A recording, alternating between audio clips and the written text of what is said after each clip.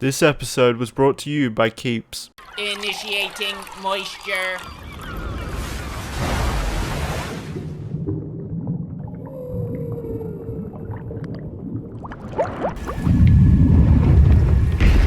Going somewhere? I recognize that stance. Perhaps you've had some training after all. Who was your master? Padawan? Someone I killed, perhaps? Star Wars Jedi Fallen Order is a lot better than I expected it to be. I'm happy to say it was a lot of fucking fun from start to finish. Now, it's important we address the elephant in the room before talking about the game itself. It's made by Respawn Entertainment, who has a great track record of great games like Titanfall, Titanfall 2, Apex. But it is published by EA, who's the devil. It's like Voldemort. You can't say the name out loud. To all the hardcore gamers, you avoid EA games like showers. Or at least that's what you say on Reddit, but you still buy all their games and shit. EA, yeah, they published it, but there's no microtransactions like you're used to from that shit company. So I'm happy to say that. It is a game that is very truly meant to be a game for both Star Wars fans and just fans of action games in general. I want to start with the best part about this game, which is the combat. The gameplay in this game never gets stale throughout its entire 15-hour journey. And keep in mind that's without me exploring every nook and cranny on every planet and getting 100%. So there's a lot of content there, and there's a lot of lore in the game scattered throughout the world, so there's a lot to really pick up on if you're a fan of the lore of Star Wars. And all of it is canon according to the mastermind Disney, so that's great for Star Wars fans. But I really think the biggest shining factor of this game is its combat. The gameplay is just always fun and rewarding. It's most closely resembling anything from the Souls franchise, more specifically Sekiro, which is an absolutely great game that I love.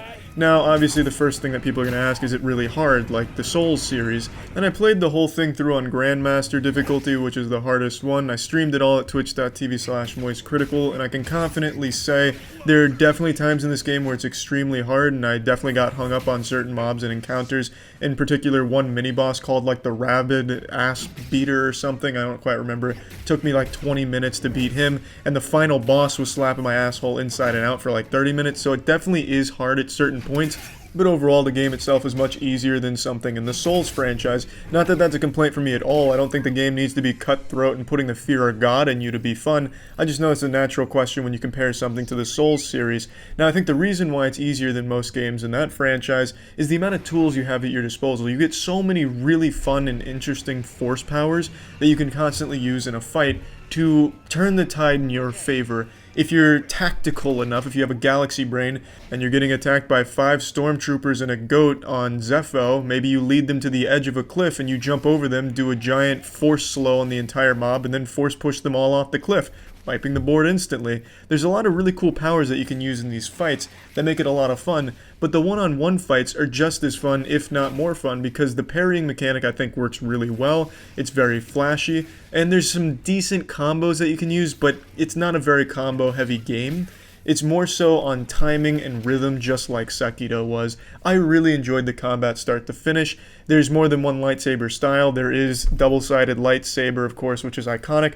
And I just think there's so much to play with and a lot to enjoy when it comes to actually fighting enemies. And there is a lot of enemies to fight. There's a lot of fucking hardcore action.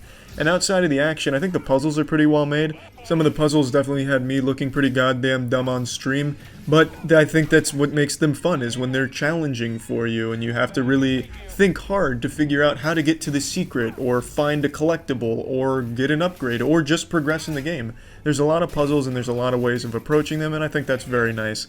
And I also just like the map design in general. Everything connects in a pretty intuitive way, so you're never overly lost, and there's a good map system that you can always access and just figure your way around.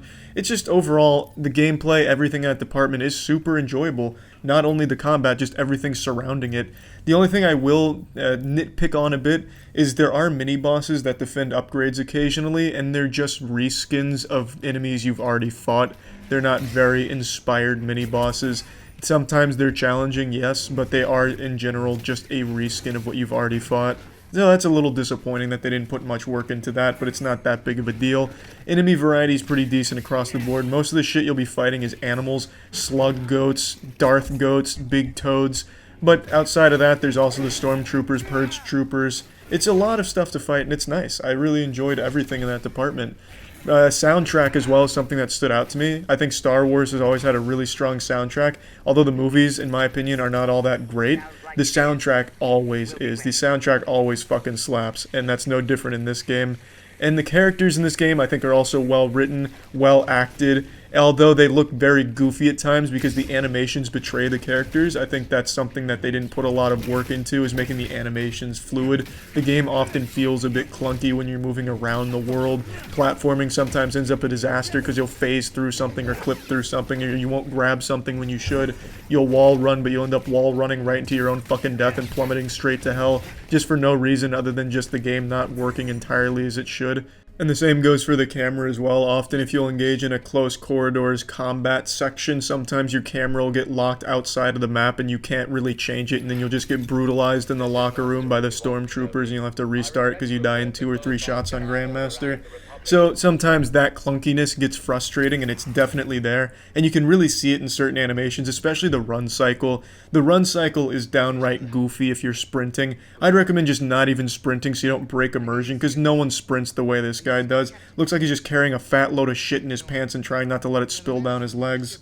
But I mean, really, overall, the game is just a joy to play, and it comes with a really good story that I think is very engaging, and it's well told, albeit goofy at times, and I think their attempts at humor in the story don't land at all. They're really just half-assed and ham-fisted attempts to throw in like simple one-liners towards the end of the game or in the middle, and it just doesn't really work. But the story overall is just really well told, and it's super nice to see. And especially since this takes place in between the 3rd and 4th movie, it's really good to explore that area, because I find that to be a really fascinating time period for this franchise to explore. Seeing the clone troopers turn, spoiler alert, I guess. It's just a really fun set of set pieces that this game brings. And there's a lot of cinematic elements that I think work really well. Sometimes when they throw in a QTE, a quick time event, I think it's a little goofy. It should have just been a cutscene. But I just really enjoyed the game. Plugging this into the moist meter, I'm giving Star Wars Jedi Fallen Order a fat 85%. It's a game I'd recommend to anyone who really likes an action game, or if you're a fan of Soul Series combat or Sekido combat.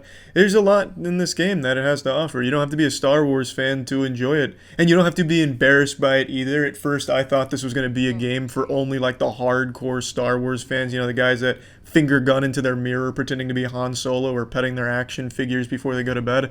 But it's not. It's a game that I think anyone can really enjoy. I know I certainly did. Did you know the real reason Anakin turned to the dark side of the Force was because he had spooky visions of hair loss?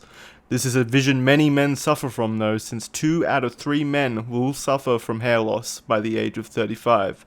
Instead of cutting down younglings though, you have a better choice. Introducing Keeps. Keeps offers you proven treatments that help cut down on hair loss, meaning you can keep your locks for longer.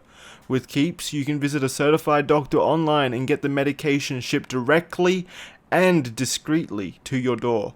The fact is that prevention is key if you want to keep your hair, so if you notice any thinning at all, hop on Keeps as soon as possible, as it has up to a 90% chance of stopping and reducing further hair loss. Starting at just $10 a month, you can get 50% off your first order by visiting keeps.com/moist. If you're ready to take action against the dark side of hair loss, visit keeps.com/moist for 50% off your first order. That's keeps.com/moist.